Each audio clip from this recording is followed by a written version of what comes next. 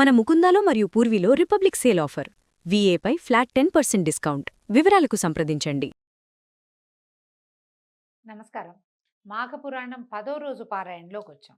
దిలీప మహారాజుకి వశిష్ఠ మహర్షి తెలియజేస్తున్నారు. మృగశృంగుడు ముగ్గురు స్త్రీలని రక్షించాడు. తర్వాత ఏమైంది? వివాహం చేసుకుందాము అనుకున్నాడు సుశీలని. వాళ్ళ నాన్నగారికి వాళ్ళకి తెలియపరిచాడు. ఈ ఫలానా వాళ్ళ అమ్మాయి, ఆమె చనిపోయి మళ్ళీ బతికింది, నేను బతికించుకున్నాను, ఈమెనే వివాహం చేసుకుంటానంటే సరే వాళ్ళు వచ్చి ముహూర్తాలు అవి మాట్లాడుకుని మంచి మాటలు మాట్లాడేసరికి ఈ సుశీల స్నేహితురాళ్ళిద్దరు, అంటే ఈ మృగశృంగుని వల్ల జీవించిన ఇద్దరు కన్యలు ఉన్నారు కదా, వాళ్ళు ఏమన్నారంటే, నువ్వు మా స్నేహితురాలైన సుశీల్ని ఇష్టపడ్డావు, అమ్మాయి గుణాలు సద్గుణాలకి వివాహం చేసుకుంటున్నావు, మరి మా సంగతి ఏమిటి, మేమేమవ్వాలి, మమ్మల్ని కూడా ఈ ముహూర్తానికే నువ్వు వివాహం చేసుకో, మా ఇద్దరిని నిరాశపరచద్దని బలవంత పెట్టారట. కానీ ఆ కన్యలు మంకుపట్టు విడవలేదట. ఒకడు ఒక భార్యతోనే సంసారం చేయటం ధర్మయుక్తం, కానీ ముగ్గురు భామలతో కాపురం చేయటం తగని పని అని అతను నచ్చజెప్పబోయాడు. కానీ సరే, వాళ్ళంతా అక్కడ ఉన్నవాళ్ళు, ఆ ఊర్లో ఉన్న పెద్దవాళ్ళు, వివాహం జరిపిస్తున్నటువంటి పురోహితుడు, వాళ్ళు ఏమన్నారంటే, అట్లా ఏం లేదు నాయన, వివాహం చేసుకోవచ్చు. పూర్వకాలం దశరథ మహారాజుకి ముగ్గురు భార్యలు, శ్రీకృష్ణుడికి ఏకంగా 80 వివాహక భార్యలే కదా ఆయనకి. ఆదిశంకరునికి కూడా గంగా గౌరీ అని ఇద్దరు భార్యలు ఉన్నారు, పరమేశ్వరుడికి కూడా. వాళ్ళకి లేని అభ్యంతరం నీకెందుకని బలవంత పెట్టేశారు కదా. సరే, ఇతను ఏం చేశాడు, ఒప్పుకున్నాడు. వచ్చిన పెద్దలు కూడా, అయ్యా నీ వల్ల జీవించారు వీళ్ళు, వీళ్ళతో పాటు నీ భార్య ఉందనుకో, కానీ నీ రుణాన ఉండిపోతారు, వివాహం చేసుకోమని చెప్పేశారు కల్లా. సరే, ఇక వాళ్ళు ఎంతసేపు ఏడుస్తుంటే నీకేం జైలు లభిస్తుంది, నీ మీద ప్రేమతోటి ఉన్నారు వాళ్ళు, నీ వల్లే బతికేం కాబట్టి అని నచ్చ చెప్పాక ఆ ఇరువురు కన్యకల్ని కూడా పెళ్లి చేసుకున్నాడు. ముగ్గురు భార్యలతోటి చాలా సంతోషంగా హాయిగా ఉన్నాడు. ఆ మాఘస్నాన ఫలితం వల్లే అతనికి ముగ్గురు భార్యలు లభించారని వశిష్ఠ మహర్షి చెప్తున్నారు. మాఘస్నానం చేస్తే ముగ్గురు వస్తారని మాత్రం అనుకోకండి, చాలా ప్రాబ్లమ్స్ వస్తాయి, ఈ కాలం పాతకాలం కాదు కాబట్టి.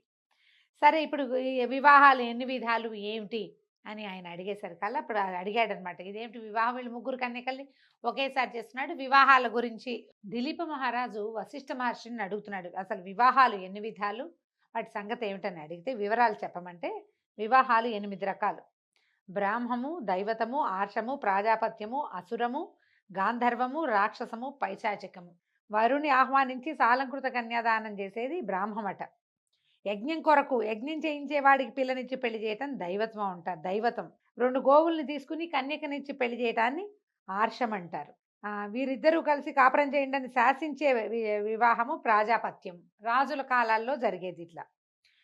తర్వాత వరుణించి ధనం పుచ్చుకుని కన్యనిచ్చి పెళ్లి చేయటం ఆసురము, అంటే మనకి ఇదివరకు మనకి ముందు తరాల్లో జరిగినటువంటి కన్యాదాన ప్రక్రియ ఇలాంటిది అయ్యి ఉండొచ్చు. ఒకరినొకరు ప్రేమించుకుని వివాహం చేసుకోవటాన్ని గాంధర్వం అంటారు. బలాత్కారంగా కన్యను తెచ్చుకుని వివాహం చేసుకుంటే రాక్షసం. మోసగించి కన్యను తీసుకుపోయి చేసుకునే పెళ్లిని పైశాచికం అంటారు. ఇవి అక్కడక్కడ జరుగుతున్నాయిలేండి, బలాత్కారాలు, పైశాచిక వివాహాలు జరుగుతున్నాయి. గాంధర్వ విధి వివాహాలు కూడా మనకు కనపడుతూనే ఉన్నాయి కదా. అయితే ఇది అధమాధమ పద్ధతులట. పాణిగ్రహణం, పాణిని చెయ్యిని ఇచ్చి పెళ్లి చేసుకుంటారు కాబట్టి, అంటే చెయ్యి అందించి వివాహానికి తీసుకెళ్తారు కాబట్టి పాణిగ్రహణం అంటారు. ఈ అష్టవిధ వివాహాలలో మొదటి 4 అందరూ ఒప్పుకుంటారు, కానీ అసుర, గాంధర్వ, రాక్షస, పైశాచిక వివాహాలు శాస్త్రసమ్మతమైనవి కావు. రాజుల కాలంలో ఇలా చేయబడేది గాంధర్వ వివాహం, రాజులు వాళ్ళు చేసుకునే వాళ్ళు తప్ప సామాన్య ప్రజానీకం ఎవరు మేము గాంధర్వ విధిని వివాహం చేసుకున్నామంటే అప్పటి కాలం ఒప్పుకునేది కాదట. ఇప్పుడు కూడా అదేమంత మంచిది కాదు, సేఫ్ కూడా కాదు. అయితే సత్ప్రవర్తనతోటి భగవంతుణ్ణి చేరాలంటే గృహస్థాశ్రమ ధర్మం ఒకటే మార్గం. దంపతులిద్దరూ పరస్పర ప్రేమానురాగాలతో ఉండటం, ఉన్నదాంతో సంతృప్తి పొందటం, గౌరవ మర్యాదలు మన్ననలతోటి ప్రవర్తించటం, అతిథి సత్కారాలు చేయటం, దైవభక్తిని కలిగి ఉండటం ఇత్యాది సద్గుణ సంపన్నమైతే అయినదైతేనే సరైన గృహస్థాశ్రమ ధర్మంగా చెప్తారు. మృగశృంగుడు పరిణయమాడిన ముగ్గురు కన్యలు కూడా ఉత్తమ పతివ్రత లక్షణాలు ఉన్నవాళ్ళు, చాలా బుద్ధిమంతులుగా ఉండేవాళ్ళు. కాబట్టి ఆయన సంసారం 3 పువ్వులు 6 కాయలుగా నడిచింది. వాళ్ళు అట్లా గృహస్థాశ్రమ ధర్మాలు పాటించి సుఖించారు. మృగశృంగుడు మిగిలి సుఖంగా ఉన్న కాలంలోనే అరమరికలు లేకుండా ఉండగా దాని ఫలితాన్ని అనుభవించే సమయం ఆసన్నమైంది. మృగశృంగుడి భార్యల్లో ఒకరైనటువంటి సుశీల, అంటే మొదట ఆయన ఎవరిని పెళ్లి చేసుకోదలుచుకున్నాడో ఆ అమ్మాయి గర్భం ధరించింది. చాలా సంతోషించారు. మృకండు అనే పేరు పెట్టారు. పిల్లవాడు మగ పిల్లవాడు కలిగారు. ముగ్గురు తల్లులు మృకండుని ఎంతో ముచ్చటగా చక్కగా చూసుకునేవాళ్ళు. దినదిన ప్రవర్ధమానంగా పెరిగాడు. పువ్వు పుట్టగానే పరిమళిస్తుందన్నట్టుగా మృకండు తల్లిదండ్రుల పట్ల, పెద్దల పట్ల గౌరవ మర్యాదలతోటి, వినయ విధేయతలతోటి మెలిగేవాడు. అందరినీ ఆకర్షించేవాడు, పెద్దల్ని మురిపించేవాడు. కాలగమనంలో పిల్లవాడికి 5, 6 సంవత్సరాలు నిండినాయి. ఉపనయనం చేసి విద్యాభ్యాసానికి గురుకులానికి పంపించారు. గురుకులంలో కూడా అతను ఉత్తమ విద్యార్థిగానే ఉన్నాడు. చక్కగా సకల శాస్త్రాలు నేర్చుకుని సకల సద్గుణ సంపన్నుడుగా తయారయ్యాడు. యుక్త వయసు వచ్చేసరికల్లా శాస్త్రకోవిదుడుగా అయ్యాడు. అన్ని శాస్త్రాలు చదువుకున్నాడనమాట.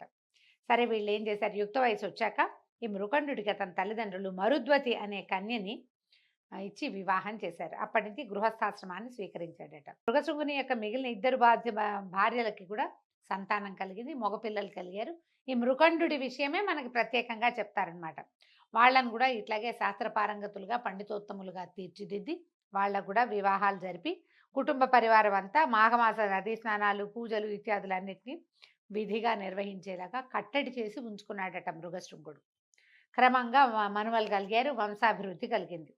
శేష జీవితం అంతా చాలా సంతోషంగా ఉండి భగవత్ సాన్నిధ్యంలో గడపటం కోసం అడవికి పోయి తపస్సు చేసుకోవటం మొదలుపెట్టాడు. ఆయన వానప్రస్థాశ్రమం లాంటిది స్వీకరించాడు. మహావిష్ణువుని ప్రసన్నం చేసుకున్నాడు. తర్వాత శ్రీహరి కృపకు పాత్రుడై వైకుంఠ ప్రాప్తిని పొందాడు. సరే, ఈ రకంగా మాఘమాస నదీ స్నానాల వల్ల ఆయనకి తను కోరుకున్న కన్య లభించింది. కన్యతో పాటు మరిద్దరు కన్యకలు లభించారు.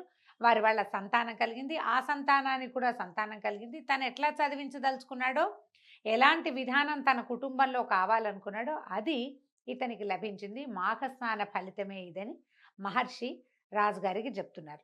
క్రమంగా ఏమైంది, ఇతను జ్యేష్ఠపుత్రుడైన మృకండు గురించి చెప్తున్నారు. తండ్రి అయిన మృగశృంగుడు అడవికి వెళ్ళిపోయిన తర్వాత మృకండుడే ఈ సంసార భారం అంతా మోసేవాడట. సుఖంగా సంసారం చేసుకునేవాడు, చక్కగా ఇల్లు వాకిలి అతనే హ్యాండిల్ చేసేవాడు. కుటుంబంలో ఏ అశాంతి లేకున్నా కూడా మృకండుడికి ఒక విచారం పట్టి పీడిచేది. అతనికి సంతానం కలగలేదు, చాలా కాలం పట్టిందట. ఒకనాడు నాకే ఎందుకు జరుగుతుంది, సకల శాస్త్ర పారంగతుడిని కదా నేను, పూజలు పునస్కారాలు చేసేటువంటి విష్ణు భక్తుడిని, నేను చేసే పూజలో ఏదైనా లోపం ఉందా, మరి నాకు ఎందుకు సంతానం కలగట్లేదు, కాశీ మహాక్షేత్రమని నీలకంఠునికి ప్రత్యక్ష నిలయమని దాన్ని దర్శించినంత మాత్రమే సకల కోరికలు సిద్ధిస్తాయి, సమస్త పాపాలు హరిస్తాయి. కాబట్టి అనేక మంది కాశీ విశ్వనాథుని దర్శించి తమ అభీష్టాలు నెరవేర్చుకున్నారు. కాబట్టి నేను కూడా సతీ సమేతంగా వెళ్ళి కాశీ విశ్వనాథుని దర్శనం చేసుకుంటాను. నా సంతానం కావాలన్న నా కోరిక అక్కడికి వెళ్ళాక తీరుతుందని భావించి ఏదో ఏర్పాటు చేసుకుని అతను కాశీ ప్రయాణం చేశాడట. ఆ రోజుల్లో కాశీకి వెళ్ళాలంటే నరకయాతన ఉండేదట. కాశీకి పోయినవాడు కాటికి పోయినవాడు ఒకటేననేవాళ్ళు. పైగా మన వాళ్ళు కాశ్యాంతు మరణాన్ముక్తి అని ఒక వాక్యం చెప్పుకుని ఆ కాశీలో మరణించటానికే వెళ్ళేవాళ్ళు కూడా జాబితాలు కూడా చాలా ఉండేవి అప్పట్లో. దీనికి కారణం ఏంటంటే మార్గమధ్యంలో దట్టమైన అడవి ప్రదేశం, కాలినడకన వెళ్ళాలి, క్రూర మృగాలు ఎక్కువ, విషపూరితమైనటువంటి క్రిమికీటకాలు, తర్వాత ఆహారం లభించేది కాదు, రోజుల తరబడి నడవాల్సి వచ్చేది. ఆనాటి కాశీ ప్రయాణం అత్యంత ప్రమాదభరితంగా ఉండేది. ఒకవేళ ఎవరైనా వెళ్ళి తిరిగి వస్తే కాశీ నుంచి పునర్జన్మ ఎత్తినట్టని బ్రహ్మరథం పట్టేవారట ప్రజలంతా.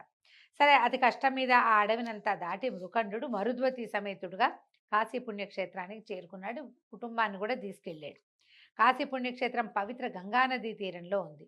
ప్రశాంతంగా ప్రవహిస్తున్నటువంటి ఆ పవిత్ర గంగానదిని చూడగానే మృకండు ప్రశాంత చిత్తంతో అక్కడ ప్రసిద్ధి చెందిన మణికర్ణికా ఘట్టంలోని కాలకృత్యాలు, స్నానాదులు చేసుకుని విశ్వేశ్వరుణ్ణి దర్శించాడు. పరమానందం కలిగింది. తన జన్మ ధన్యమైపోయింది అనుకున్నట్ట. కైలాసంలో ఉన్న పరమేశ్వరుని చూస్తున్నట్టే భావించి ఎంతో సంతోషించాడు.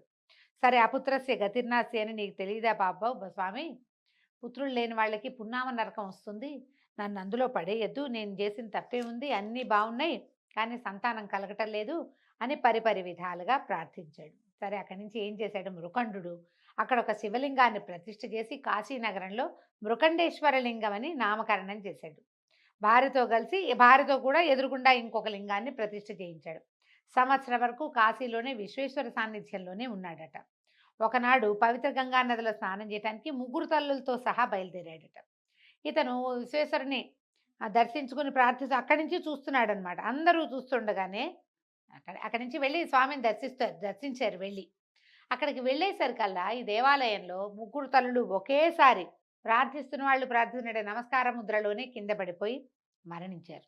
తల్లులు పోవటంతో చాలా దుఃఖపడిపోయాడట. సరే ఏం చేస్తాడు, విధిని తప్పించుకోలేం కదా, యథావిధిగా కాశీనగరంలోనే తల్లులకి దహన సంస్కారాదులు కావించాడు. ఎంతకాలము సంతానం కలగట్లేదని ఇది అయిన తర్వాత తనకి సూతకం అది తీరిపోయిన తర్వాత ఎంతో కాలం తపస్సు చేశాడు. చేయగా చేయగా చేయగా చేయగా ఎప్పటికో పార్వతీ పరమేశ్వరులు ప్రత్యక్షమయ్యారట. అప్పుడు ఈయన మా జన్మ ధన్యమైపోయింది, తల్లి తండ్రి అని ఇద్దరి ఆది దంపతులు ఇద్దరికి అనేక నమస్కారాలు చేసి చాలా సంతోషించి ప్రార్థనల్ని ఆలకించండి, నాకు సంతానాన్ని ప్రసాదించండి అని అడిగేసరికల్లా సరే ఇప్పుడు వీళ్ళు ఏం చెప్పారు చూడండి. పుత్ర సంతానాన్ని కలిగించమని అడిగారు. అడిగితే ఈ మృకండుని ప్రార్థనలు విన్నటువంటి పరమేశ్వరుడు, మృకండుడా నీ కోరిక తప్పక నెరవేరగలదు, కానీ ఒక్క షరతు, మీకు 16 సంవత్సరాల అల్పాయుష్కుడైన పుత్రుడు కావాలా, కలకాలము వైధవ్యాన్ని అనుభవించే పుత్రిక కావాలా అని అడిగారు. ఇద్దరు ఆశ్చర్యపోయారు. భార్యాభర్త మరుద్వతి మృకండ దంపతులు ఆలోచనలో పడ్డారు.